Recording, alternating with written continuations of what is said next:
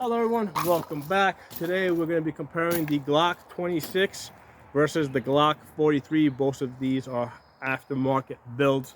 Let me fire a couple of shots and then we'll talk a little bit more.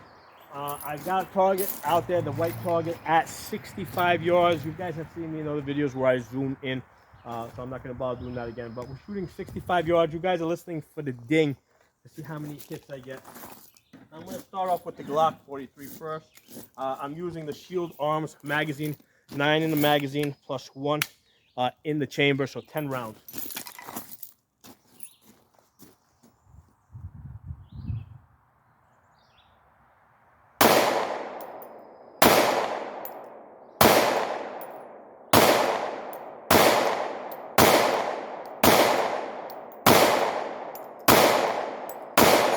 One hit, the last one hit. All right, put this down. I got 10 in here too. 2, 4, 6, 8, 9, 10. I got 10 in here. I am not putting them around the chamber because I just want to keep it 10 instead of 11. Same deal, 65 yards.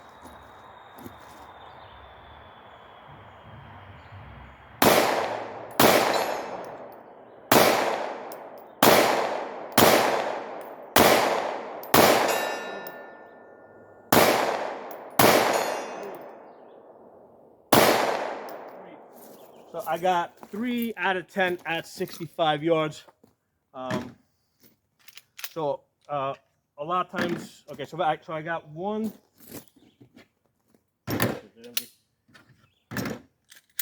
I got 1 out of 10 here, 3 out of 10 here.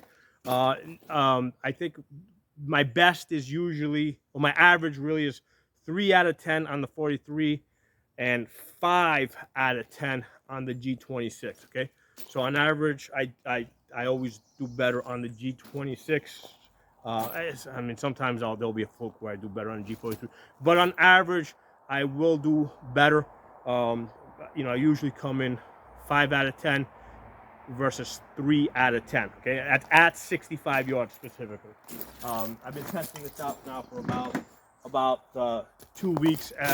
My best, I have hit as high as 6 out of 10 with the G43, but that's a fluke. I've hit 5 out of 10 on a couple of occasions, but it takes a lot of work and some luck. Whereas with the G26, I can get 5 out of 10 on a more regular basis. Okay, and sometimes I think I've gone as high as 7 out of 10 on the G26. I don't remember exactly offhand. Okay, so anyway, let's talk about these two guns. So the first thing I'm going to say is that the G26 is a better gun. Okay, it is a better gun. However, I do carry a G43. Okay, so there's a couple of things that are gonna be somewhat conflicting here. Okay, why am I carrying a G43 when I know that the G26 is a better gun? And the main reason, right, is convenience. This is a flatter, smaller gun, and you notice I'm carrying it with a flush 10-round magazine. Let's compare the 26 versus the 43 side by side. Okay, so when I hold these two guns up like this, you'll see that they have pretty much almost the exact same footprint. Okay, so the only place where there's a difference is in the thickness. In the thickness, the G26 is fatter, and it almost doesn't look like it's a whole lot fatter, but when you sit down and you put this inside the waistband and you sit down in the car seat, you will notice that difference. Okay, now let me say this though, the G26 was really the first Glock that I was able to comfortably carry every day. The G17 way too big, G19 way too big. The G26 was the first Glock that I came across that I was comfortably able to carry, and this is the one that I carried, and basically I keep this loaded in a holster, ready to go if I do decide I want to carry this. And a reason why I may want to go back at some point to carrying a G26, right? If, let's say there was riots or something in my area. The great thing about the G26, right, I can carry this with the flush 10-round magazine, right? But I can keep G17 magazines in the glove compartment, on my dashboard, wherever, in my office, and the G26 will take a G17 magazine, and now I have 17-round capacity. Don't try carrying any of the extended ones. I have tested them. They're unreliable. Even the Glock OEM ones, which are kind of probably the most reliable as far as the extended magazines, they're like maybe 98% or something, okay? But the 17 mags, they're very reliable. Even these aftermarket ETS ones, they're pretty reliable. I have shot this gun enough times with the ETS 10-round magazine that I had no trouble. I had no problems carrying this. I've never had a jam in these 10-round magazines, mainly because they're so short. You know, there's little chance of anything going wrong with it. When you get to the longer magazines and the spring is doing that kind of stuff, there's a, you know, and it gets tangled up, you tend to have problems. Okay? So like I said, that's one of the benefits of the G26. Okay, if you carry that gun, all right, you have the benefit of having as a backup magazine a G17 magazine, and now all of a sudden you've got the same firepower as a Glock 17. Okay, now with the G43, okay, this one I carry with a flush 10-round magazine. Okay, I do not like the pinky extensions because that little extra ½ inch makes a difference when you sit down in the car seat. Okay, now I have been testing out the Z9. Okay, this is from Shield Arms. This is a 9-round magazine with, and then you got one in the chamber, so it gives you a total of 10 rounds. And it's basically, you've got that pinky extension. I've been testing this out for about 2 weeks. I've already formed an opinion that I'm not going to carry this. Number one, it does increase the, you know, it does make the gun a little bit less reliable. Okay, so, and we're talking about maybe 1 percentage point. Okay, you know, it makes the gun unreliable by 1 percentage point. The other thing is the fact that it sticks out. I don't like that when I sit down in the car seat. You know, so this is okay for training, but I'm not ready to carry this yet. Okay, so and like I said, the main thing here is that I want it flush. I really want my magazines flush, so that's why, regardless of which gun I would be carrying, I would either be carrying the G26 with the flush 10-round magazine or the G43 with the flush 6-round magazine. Okay, so let's talk a little bit about reliability. Okay, so here's the thing. I got a G43 here. Okay, one of the things that you cannot say is that the reliability history of the Glock 17, which I have here, this is a factory Glock 17, up to 90,000 rounds. Okay, you cannot say that the reliability of this gun transfers over to the Glock 43 because this uses entirely different parts. Now they're the same parts but scaled down, but they are scaled down. So there are some issues there. Now they also did change the firing pin head. Okay, with the Glock 17, 19, 26, the firing pin head is like an arrowhead design. And what happens with these Glocks, a lot of times after the gun fires and the slide comes back, you see how the firing pin hangs forward. Get this into focus. Okay, you can kind of see it there, right? You see how that firing pin, there it is. See how the firing pin head is hanging forward? You can see the shiny part. Okay, well, what happens, there it is. There's a good view of it. Okay, so what happens is when the as the slide goes forward and it picks up the next round, the back of the case comes up and it pushes on that firing pin and it pushes it back. And then as the slide closes, then it makes contact. Then basically the sear makes contact with the firing pin lug and it pulls it back all the way. So, but as it's feeding, okay, that firing pin head is a lot of times is hanging forward, and the case will come up and push it back a little bit. So when they with the G43, okay, they changed that design. Yep. So now this one has a nipple design. I don't know why they did it, but they must have had some reason for changing it. See how the shiny part there? See the firing pin, how it hangs forward? Okay, there it is, there's in focus, right? So it's hanging forward there. So as it feeds, same deal. It goes forward, right? Picks up the next round. As the round goes in, it comes up. It hits the bottom of that firing pin head. There's a little bit of a slant to push it back, but it's not a really good slant. And on some aftermarket firing pins, it will hang up. It will actually jam because the case hits the bottom of that firing pin head and gets stuck on it. And it doesn't happen all the time, but it happens, and it also stresses it out, and it ends up breaking the firing pin head. I have pretty much broken every firing pin head off of every aftermarket firing pin for the Glock 43 that I have bought, with the exception of the one that I got from AIM Surplus, right? The one I have in here now is the billet striker from AIM Surplus. It's a billet striker. It works pretty good. I don't see it getting, I don't see the case striking it and jamming it. I've got a couple hundred rounds on this, like closer to 500, 600.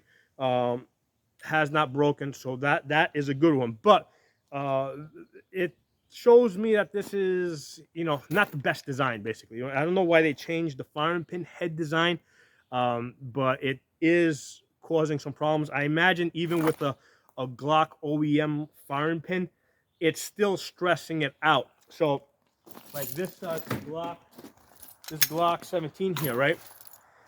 This one went 75,000 rounds. Okay, all original parts, recoil springs, everything, all firing pin, everything, all original parts. So I don't think that even with a Glock OEM firing pin, I don't think it's going to go 75,000 rounds. I don't think it's just the design, the way that that firing pin is being stressed. I don't think it's going to go that far. I mean, it might go 10 or 20, but it's not going to go 75,000 rounds. So at 75,000 rounds, the trigger spring broke on this. At the time, I didn't know how to build guns, so I sent it out to Glock. They replaced it, and then it went another 10,000 rounds, and then the trigger spring broke again. So it's interesting how the first time it went 75,000 rounds, and the second time it only went another 10,000 rounds, because it came from, like, Glock put it in there, right? So this actually went back to Glock. So there is a little bit of that chance. But this gun's up to about 95,000 rounds now, and it is a very reliable gun. I have seen in those 95,000 rounds, I have seen very few jams. Now, don't let anybody tell you that their gun never jams. Any gun will jam. Any semi-automatic gun will jam if you're not holding it firmly. Because the way this gun works, the bottom of the gun has to stay still while the slide's going back and forth. Okay, that's how the gun works. Okay, because basically by holding the frame, you're transferring the energy to the slide, and then the slide goes back, ejects the case, goes forward, picks up the next round. And I can prove it to you guys. I got a fully reliable gun here. I'm gonna put some rounds in there. All right, that's a factory Glock, all original parts. I can jam it at will. Anytime I want to jam that gun, or any Glock you bring me, or any 1911, or any SIG, or any Beretta, or any Canic, or whatever, you bring me a handgun and you tell me to jam it, I will jam it for you. Okay? It's just, the gun is dependent on you holding it properly. My ears on.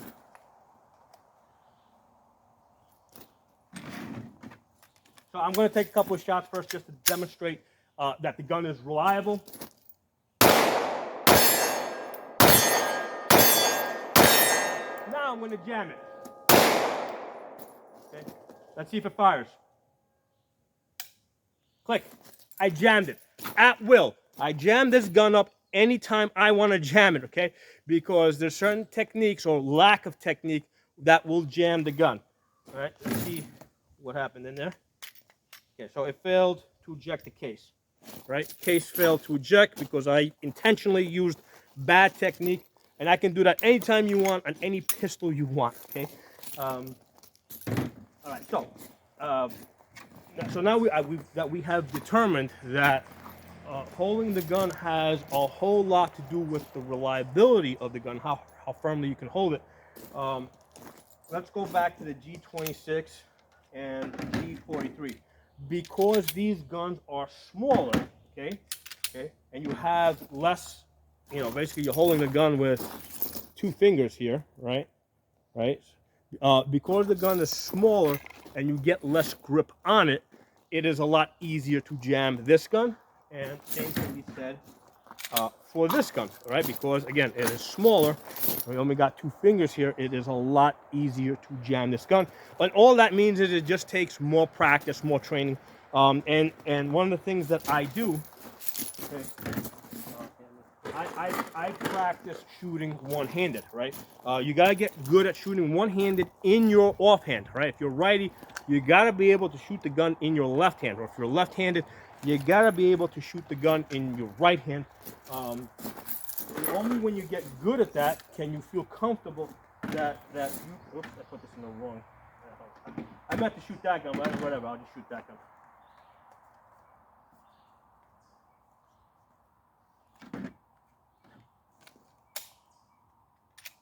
All right, so we're gonna do some one-handed shooting now, right? Moving and shooting to the left, right? So.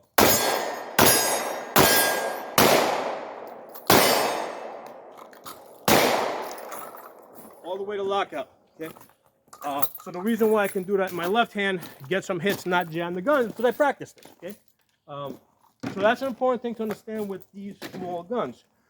You have to get really good at shooting the gun. It takes a lot of practice, and until you get to the point where you can shoot it in your offhand, one-handed, moving, you probably can't have confidence that you would be able to shoot this gun without jamming it in a stressful situation. Because in a stressful situation, you're not going to be out of the holster, perfect isosceles triangle on target. You might be like, like this, fighting like this or like that.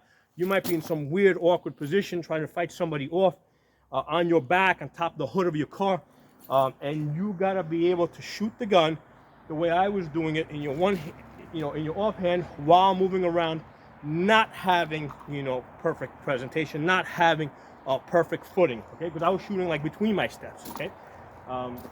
So that's one of the things to know with the small guns as we're comparing the Glock 26 to the Glock 43. Because the guns are smaller, it is easier for you to jam the gun if you don't have a firm grip on it. And again, the frame has to stay steady while this goes back. And it doesn't matter if you're holding it here, you still have to hold the gun firmly, even if you're shooting it here, right, or here, which is like the situation if somebody's hitting you and you're holding the gun here. You got to hold it firmly here so that the gun will cycle properly. And of course, that is a lot easier to do with a bigger gun that has a bigger grip, that you can get more fingers on it, okay?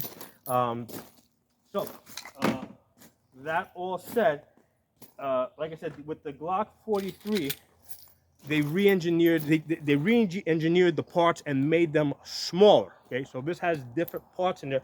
So the reliability that the Glock 17 and the Glock 19 built up does not transfer over to this gun, right? That's not automatic because this has got different parts in there. They might look the same, they might just be a little smaller, but they're different parts.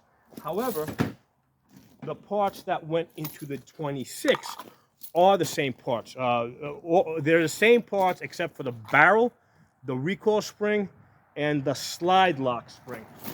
The little spring that goes in here. But basically your firing pin, your safety plunger, your extractor, the extractor rod, the trigger group, right? I can take the trigger group out of the Glock 17, throw it in here.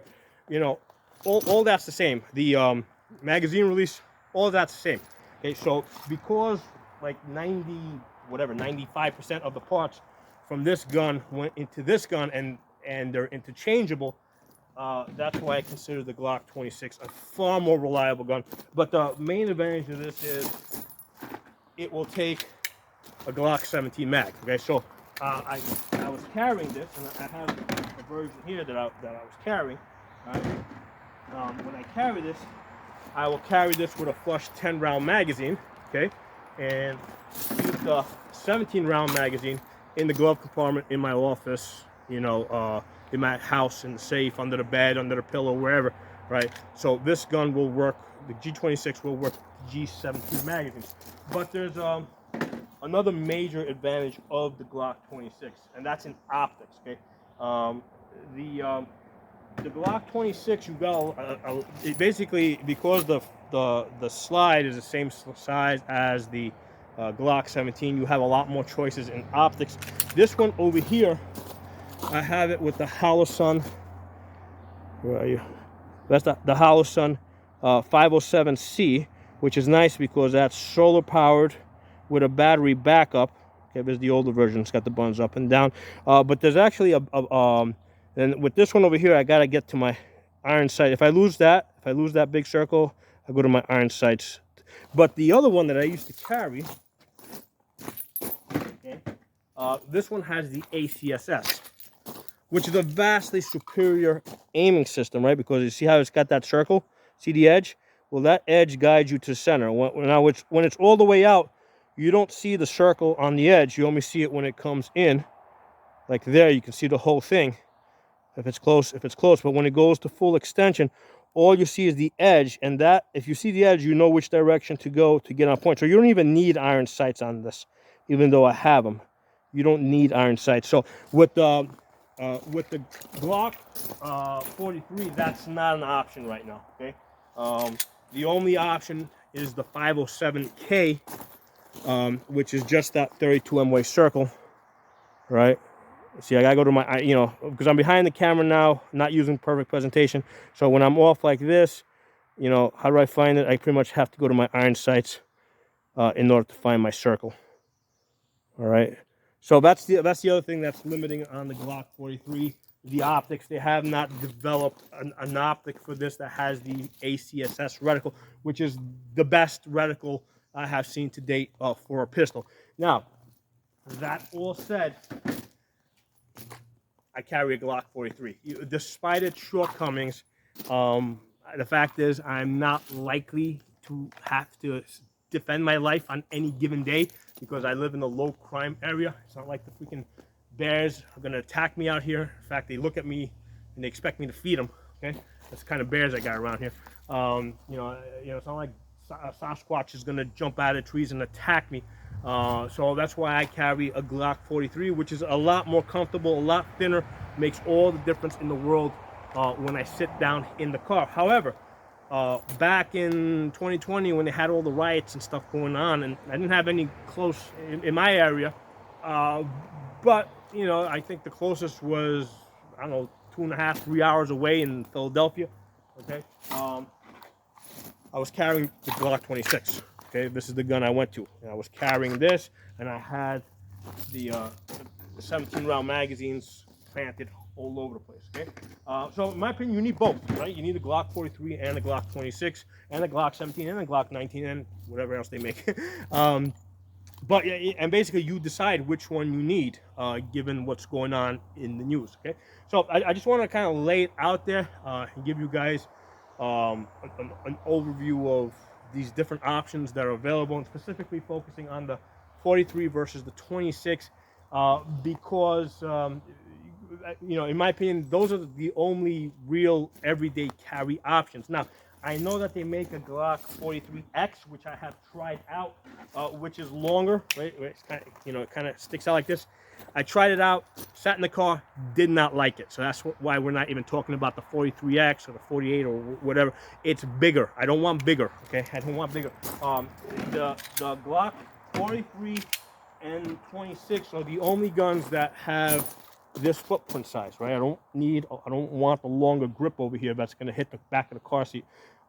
This is the size that I want.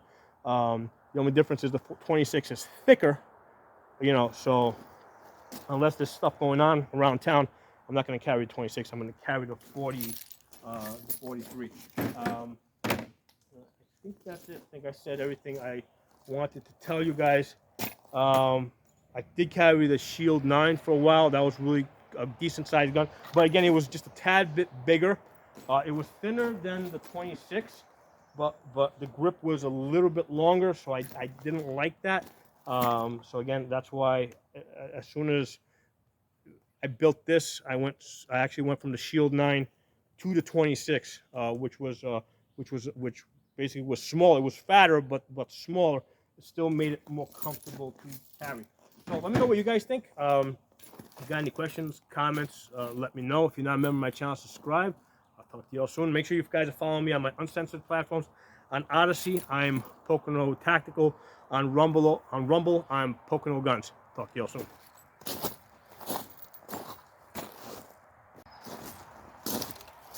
Hey everyone, really quick, one more thing I wanted to add. As far as the extended magazines, because a lot of times people like to use them because they get that extra finger on there. Aside from the fact that now this is pretty much as long as like a Glock 19, be aware that putting a finger on the magazine can cause a jam, okay? Not always, right? It's probably going to be reliable like 99.5% of the time, but there's that 0.05%, that 0.5% chance where where that can cause a jam. Right, so you take any one of these, I mean, even if you take a Glock OEM magazine, right? If I take a flat 6-round magazine, and I'm sorry, earlier I kept saying 10-round magazines. The Glock magazines are the 6-round magazine. The Shield Arms are the 9-round magazine. Okay, so this one is 6 plus 1 in the chamber. This one is 9 plus 1 in the chamber. And here's the thing: when you put the Glock OEM in there, right? Even if with this one, if I put a lot of movement over here, you can see how that moves a little bit, right? But the thing is, when you're holding this, you're not putting a whole lot of pressure on the magazine because you're really not holding on to the magazine. However, on any time you use an extended magazine, and this is probably on any gun, right? Now all of a sudden your finger's on the magazine, and as I see how that wiggles, okay, so that same wiggle will happen even with a Glock OEM magazine. But right, I can wiggle this back and forth, right? But the difference is that my finger doesn't rest on this, right? And you know, depending on how hard I squeeze it, move it. Whereas with this one, because my fingers rested on it, depending on what's going on, that can move, that can change the angle slightly. So that's going to increase the chance of jamming by some small percentage. Okay? So I just wanted to add that. Actually, I had that in mind while I was doing the video, and then it kind of just slipped out, and I remembered while I was just reviewing the video. I'll talk to y'all soon.